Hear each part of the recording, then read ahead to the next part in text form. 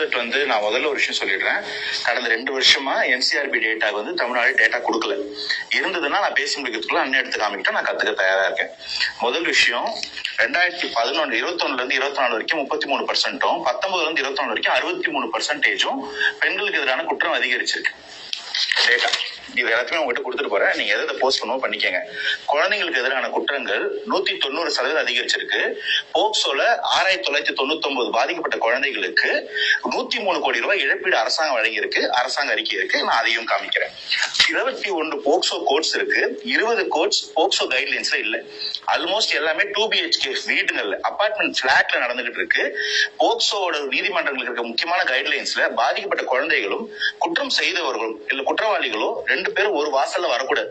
அந்த குழந்தைங்க வேற வழியில வரணும். அந்த குழந்தைங்க வாழ்நாள் முழுசும் இவங்களை திரும்ப பாத்திரக்கூடாதுன்றதான் அடிப்படையில காரணம். ஒரு 2 BHK ஹவுஸ்ல ஒரு பெட்ரூம் ஜட்ஜோட ரூம், இன்னொரு பெட்ரூம் காவன காப்பகம். ஹால்ல இன்வெஸ்டிகேஷன் நடந்தா, ட்ரையல் நடந்தா அந்த குழந்தைங்க உங்களை பார்க்காம இருக்குமா? இதனால பதியப்படாத குற்றங்கள், கிரைமா ரெக்கார்ட் ஆகாத குற்றங்கள் எவ்வளவு பர்சன்டேஜ் இருக்கும்ன்றத நான் உங்களுடைய அனுமானத்துக்கே விட்டுறேன். 98% ஆஃப் கிரைம்ஸ் சார்ஜ் ஷீட் போடல. நம்ம ஊர்ல தெரியும், ஒரு பாலியல் குற்றம் நடந்தா அதை மூடி மறைக்கிறதுக்கோ தட்டி கழிக்கிறதுக்கோ தான் பெரும்பாலும் பார்ப்பாங்க. அதற்குள்ளான புரிதல் இல்ல. அப்படி மீறி தன்னெழுச்சியா துணிஞ்சு கேஸ் எஃப்ஐஆர் ஃபைல் பண்றதுல 98% கேஸ்க்கு சார்ஜ் ஷீட் ஃபைல் பண்ண மாட்டாங்க. சார்ஜ் ஷீட் ஃபைல் பண்ண வேண்டியது அரசாங்கத்துடைய கடமை. அப்படி ஃபைல் பண்ணதுல வெறும் 3% தான் கன்விக்ட் ஆகுது. ஒரு கேஸ் எஃப்ஐஆர் போட்டோம்னா அந்த கன்விக்ஷனை கொண்டு போய் கொடுக்க வேண்டியது அரசாங்கத்துடைய கடமை. இது எல்லாத்துக்கும் காரணம் என்ன தெரியுமா? தமிழகத்துல இந்தியாவை விட இந்தியாவிலேயே மிக குறைந்த போலீஸ் ரேஷியோ இருக்கு. அதுக்கும் நான் டேட்டா தரேன். இது எல்லாத்துக்கும் மகுடம் வைத்தார் போலதான் இவங்க கிட்ட ஒரு டிஜிபியே இல்லைன்னு நாங்க சொல்றது. ஒரு டிஜிபி இருந்தா அவர் இதெல்லாம் சரி பண்ணுவாரு, பெண் காவலர்களை போடுவாரு, காவல்துறை போதுமான அளவுக்கு இருப்பாங்க, காவல்துறை கை கட்டப்படாமல் இருக்கும். அதனால இந்த இடத்துல ப்ராப்ளம் குறையும் சொல்றோம். அதற்காக தான் நாங்க பெண் காவலர்களை, பெண் தலைமை காவலர்களை கொண்டு வந்தா, எஸ்பி போன்ற அதிகாரங்களை கொண்டு வந்தா அப்பவாது இது கொஞ்சம் சரியாகும். ஒரு வழி, ஒரு குழந்தையோட வழி ஒரு தாய்க்கு புரியும்ன்றதுதான் எங்களுடைய கேள்வியாவே நாங்க வச்சிருக்கோம். இவ்வளவு டேட்டா கையில வச்சுட்டு உட்கார்ந்து இருக்கும் போது, இந்த 2 வருஷம் 3 வருஷத்துல இவ்வளவு தப்பு நடக்கும்போது இப்படி ஒண்ணு நடக்கவே இல்லைன்றாரு. நான் அடிப்படையில கேட்கிறேன், இந்த அண்ணா யூனிவர்சிட்டியில ஒரு பாலியல் குற்றம் நடந்துச்சு. அந்த குற்றம் மீடியா ஹைப் ஆகிற வரைக்கும் நியாயமா சொல்லுங்க, அந்த ஆளை உள்ள போட்டீங்களா இல்லையா? எப்படி அந்த எஃப்ஐஆர் லீக் ஆச்சு? எஃப்ஐஆர் லீக் ஆச்சா இல்லையா?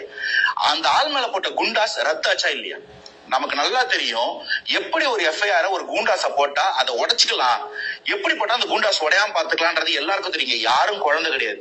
அப்படி பண்ணி ஒரு குண்டாச உடைக்க முடியும் அப்படின்னா இதற்கு மேல அவர் யார் வீட்டுல உட்காந்து பிரியாணி சாப்பிட்டாரு, அவர் கூட யார் பிரியாணி சாப்பிட்டாருன்றதுக்கெல்லாம் திரும்ப நான் போக விரும்பல. இன்னும் யார் அந்த சார்ன்ற கேள்வி ஓப்பனாகவே இருக்கு. கேட்கிறாரு, கடன் வாங்காத ஒரு மாநிலம் உங்கள் உலகத்துல எங்க இருக்கு? கடன் வாங்காத நாடு எங்க இருக்கு? நான் கேட்கிறேன், இந்த அறிவு 2021ல மேனிபெஸ்டோ கொடுக்கும்போது எங்க போச்சு? 71வது பக்கத்துல எங்களால கடன் வாங்காம நடத்த முடியும், இருக்கிற கடனை அடைக்க முடியும், எப்படி முடியும்னு கேளுங்க. நான் சொல்றேன்னு அன்றைய முதல் வேட்பாளர் அண்ணன் ஸ்டாலின் சொல்லியிருக்காங்க. முதல்வர் ஸ்டாலின் சொல்றாரு, நம்ம டிரான்ஸ்பரண்டான ஒரு கவர்னன்ஸ் கொடுத்தாலே இது எல்லாம் சரியாகும், நம்மளால இந்த கடனை அடைக்க முடியும் அப்படின்னு சொல்லிட்டு தான் உள்ள வராங்க. அதே ப்ரொபோசல தான் வைக்கிறாரு அன்றைய பினான்ஸ் மினிஸ்டர். அதுக்கப்புறம் ஒரு பினான்ஸ்லயும் இல்ல, இந்த பினான்ஸ் கண்ட்ரோல்லயும் இல்ல. கேள்வி கேட்கிறேன், கடன் வாங்காம யாரும் நாடு நடத்த முடியாது. 40% கடன் வாங்குற காசு மட்டும் கேபிட்டல் அவுட்லேக்கு போகுது, 60% காசு கவர்மெண்ட் ரன் ஆக போகுதுன்னா இது என்ன லாஜிக்? கடன் வாங்கினோம்னா ஒரு பழமொழி சொல்லுவாங்க நம்ம வீடுகள்ல, வட்டிக்கு வாங்கி அடிக்க வாங்கினீங்கன்னா நாளைக்கு அந்த அடிக்கையை வித்து வட்டி தான் கட்ட முடியும். இன்னைக்கு அந்த நிலைமையில இருக்குது தமிழ்நாடு. இந்த ஒரு வருஷத்துல 1.5 லட்சம் கோடி, இந்த 4 வருஷத்துல 1.25 லட்சம் கோடி வட்டி மட்டும் கட்டியிருக்கோம். வருஷத்துக்கு 70,000 கோடி வட்டி கட்டிட்டு இருக்கோம். வட்டி இவ்வளவு கட்டினா கடன் ஏன் 10 லட்சம் கோடியை தாண்டாது? 40% கேபிட்டல் அவுட்லே போச்சுன்னா மீதி எங்க போகுதுன்ற கேள்விக்கு எப்ப பதில் சொல்லுவாங்க? இவர் கேட்கிற கேள்வி நீங்களா சொல்றேன். ஏர்போர்ட் எங்களுக்கு கேட்டோம், ஹவுஸ் ஹோல்ட் கொடுக்கலன்றாரு. தமிழகத்துல எந்த பிராக்டிஸ் ப்ராப்ளம் ஆனாலும், எந்த ஒரு பாலிசி லேப்ஸ் ஆனாலும் பாஜகன்ற ஒரு வார்த்தையை சொல்லிட்டு போயிடுறாங்க. நாங்க பாஜகலாம் ஒன்னும் ஆதரவு இல்லை. ஆனா நம்ம மேல இருக்கிற தப்ப அண்ணன் பயந்துட்டு நாங்க போலன்னு வரிசை எல்லாம் டெல்லி பிளைட் ஏறிக்கிட்டு இங்க இடி ரைடு வருதுன்னு போது டெல்லிக்கு போயிட்டு நாங்க மனு கொடுக்கல சார் நிர்மலா சீதாராமன் மேடம் கிட்ட. அதுக்கெல்லாம் போக விரும்பல.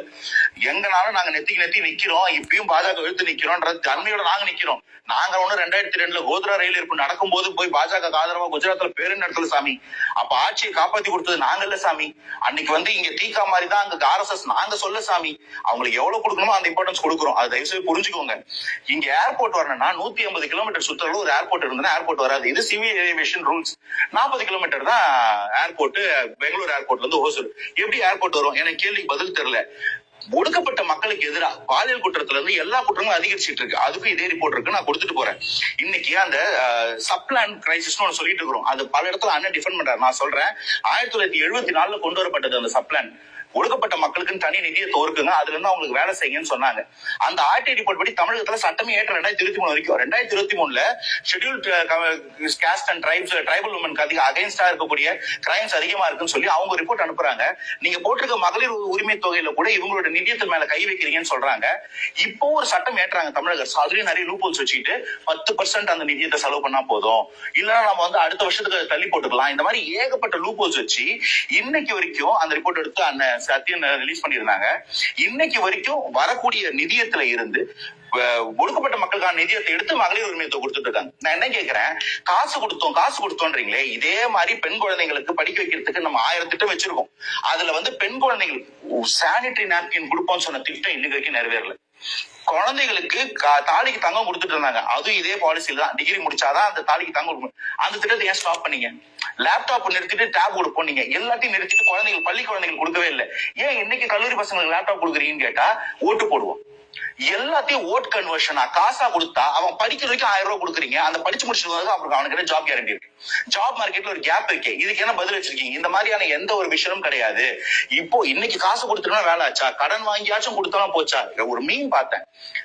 தமிழக அரசு இன்னைக்கு செயல்படக்கூடியது ஒரே பாலிசி. ஒண்ணு, நம்ம ஆட்சிக்கு வரப்போறது கிடையாது.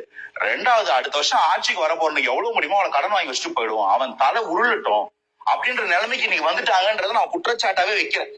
தமிழகத்துல என்ன பாலிசி இருக்குன்னு கேட்டார்ல, நான் டாக்ஸ் ரெவன்யூ தமிழகம் வெறும் 5%, 13% கீழே எந்த மாநிலமும் இல்ல. இன்னைக்கு நம்ம திட்டம் அந்த ஒன்றிய அரசு ஒரு புது திட்டத்தை கொண்டு வராங்க, மக்களுக்கும் பயனளிக்குது, டாக்ஸி டிரைவர்ஸ்க்கும் பயனளிக்குதுன்னு ஒண்ணு சொல்றாங்க. இது மாதிரி தமிழகத்துல நான் டாக்ஸ் ரெவன்யூ உருவாகிறதுக்கு ஒரே ஒரு ஸ்கீம் சொல்லுங்க. நான் முதல்வன் ஸ்கீம் சொன்னாரு, பாதிக்கப்பட்டவன். நானே சொல்றேன், நான் முதல்வன் ஒன்னும் பண்ணாது. வேற இன்ஸ்டியூட்ல காசை கட்டி படிச்சு நம்மளா படிச்சு உட்கார்ந்து இருந்தோம்னா நம்ம படிச்சவங்களுக்கு ஒரு என்ட்ரன்ஸ் டெஸ்ட் வைப்பாங்க, அதுல பாஸ் ஆனவங்களுக்கு ஸ்டைஃபண்ட் கொடுப்பாங்க. அந்த காசை வச்சுட்டு அந்த பசங்க படிச்சு அவங்களா பாஸ் பண்ணுவாங்க. இதுல இன்னொரு உள்குத்து ஒண்ணு இருக்கு. பாஸ் பண்ணவங்க போய் பார்த்து கன்வின்ஸ் பண்ணி அவங்கள அந்த திட்டத்துல சேர்க்கிற விதின்னு இருக்காங்க. நான் பாத்துக்கிட்டேன். நான் அந்த இடத்துலதான் நானும் மாட்டி முடிச்சிட்டு இருக்கிற ஒரு ஆளு. நான் முதல்வன் பத்தி பெருமையா பேசுறாரு. ஒரு குரூப் 2 எக்ஸாமுக்கு ஹால் டிக்கெட் போட நமக்கு சக்தி இருக்கா? காலைல எக்ஸாமுக்கு போய் நிக்கிற பசங்களுக்கு ஹால் டிக்கெட் இந்த சென்டர் இல்ல, வேற சென்டர்னு சொல்லி அழைக்கடிப்பாங்க. அதுலயும் நான் பாதிக்கப்பட்டவன். இன்னைக்கு உட்காந்து போராட்டம் பண்றாங்க. தேர்வு இது மாதிரி எப்பயாவது ஒரு முதன்மை தேர்வு குரூப் 2 தேர்வுல ஒரு மெயின்ஸ் எக்ஸாம் போஸ்ட்போன் ஆகி கேன்சல் ஆகி நீங்க பாத்துருக்கீங்களா? நடக்குது. இந்த அளவுக்கு அங்க ஒரு அட்மினிஸ்ட்ரேட்டிவ் லேப்ஸ்ல ஒரு கவர்மெண்ட் மாட்டிட்டு இருக்கோம். எதை தொட்டாலும் பிரச்சனை, எங்கேயுமே உங்களால பெர்ஃபார்ம் பண்ண முடியல. ஏதாவது கேள்வி கேட்டீங்கன்னா தம்பி கம்முனு பாஜக வந்துடும் சொன்னா இது என்ன அரசியல் நான் கேட்கிறேன். 10 குறைக்கு நீயும் இதை தான் பேசணும், இதை மட்டும் தான் பேசணும். எங்களை நோக்கி கேள்வி கேட்றாதுன்னு சொன்னா இந்த அரசியலுக்கு எல்லாம் நாங்க வரலங்க. Fiscal deficit 3% தாண்டக்கூடாது. இன்னைக்கு 3.2%. ரெவன்யூ டெபிசிட் 0.8 இருந்து 1 தாண்டக்கூடாது. 2.1%. இப்ப போட்டிருக்கிறது இன்ட்ரீம் பட்ஜெட். இந்த இன்ட்ரீம் பட்ஜெட்ன்றது எதுவும் பெருசா ஸ்கீம்ஸ் எல்லாம் இருக்காது. இந்த 2 மாசம் கவர்னன்ஸ் ரன் பண்றதுக்கான காசு அதுவே இவ்வளவு வீக்கா 10.6 லட்சம் கோடியில கடனை ப்ரெடிக்ட் பண்ணுச்சுன்னா என்ன லெவல் ஆஃப் கவர்னன்ஸ் பினான்ஸ் மேல இருக்குதுன்றதுக்கு நான் இதை மட்டும் எடுத்துக்கிறேன். எங்களுக்கு எந்த கட்சி மேலும் தீண்டாமை எல்லாம் கிடையாது. நாங்க என்ன சொல்றேன், எங்களுக்கு எதிர்க்க வேண்டியது திமுக எதிர்ப்பு நாங்க பலமா இருக்கிறோம். திமுக வீழ்த்த வேண்டிய நிலைமை இருக்கும்போது எங்களை எதிர்த்துட்டு இருந்தா உங்களுக்கு எங்களை வச்சு பேசினா டிஆர்பி வேணா நீங்க பண்ணுங்க. எங்களுக்கு வேற அரசியல் இருக்கு சார்.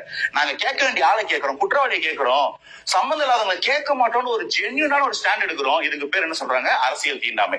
நாங்க அரசியல் தீண்டாமை இல்லைங்க. எங்களை நாங்க ஒண்ணு சேனல் வச்சுக்கிட்டு வீடியோ போட்டு இல்லைங்க. நாங்க மக்களை சந்திக்கிறோம், மக்கள் கிட்ட பேசுறோம், அதுல ஒரு அரசியல் பண்றோம். இதை தாண்டி நீ இதை தான் பேசணும், இதை பேசக்கூடாது, நாங்க அந்த இடத்துக்கு வரவே இல்லை.